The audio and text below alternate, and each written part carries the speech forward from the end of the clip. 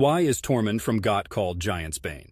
Ah, the world of Game of Thrones is filled with characters who have earned nicknames that are equal parts awesome and peculiar. Tormund, with his larger-than-life persona, is no exception. Known fondly as Tormund Giantsbane, he's a character that encapsulates the raw, untamed spirit of the wildlings, or free folk, as they prefer to be called. So why do they chant this brazen title in ode to his strength and courage? Well, Tormund's moniker, Giantsbane, comes from a claimed feat that epitomizes the very essence of wildling lore and braggadocio. It's a tale as big as the man himself.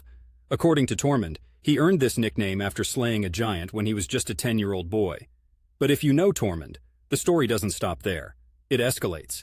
It's Tormund, after all. He claims to have crawled into the bed of the giant's wife and suckled at her breast, leading her to believe that he was a giant baby. Perhaps in some kind of bizarre act of maternal compassion or confusion, she nurtured him as one of her own. It's the kind of story that is so wild, so out there, that it fits perfectly within the wildlings' culture, where the line between myth and reality is beautifully blurred. The wildlings revel in the power of a good tale, especially one that emphasizes the strength and fearlessness needed to survive the brutal environment north of the Wall. Giantsbane is a name that screams survival against formidable odds. In a place like Westeros, names are more than just tags. Their reputations, their currency, their legacy.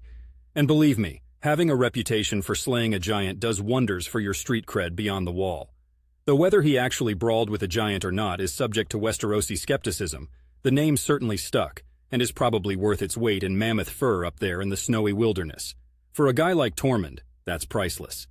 In the grand halls of Castle Black or over the roaring fires at Hardhome, the name Giantsbane is spoken with a mixture of respect and disbelief.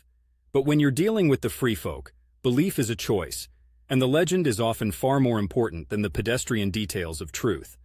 And let's be honest, living in Portland, Oregon, where nature writes its own legendary stories with every mountain and forest, I totally get the value of an epic tale. It's not all about accurate history, it's about the lore.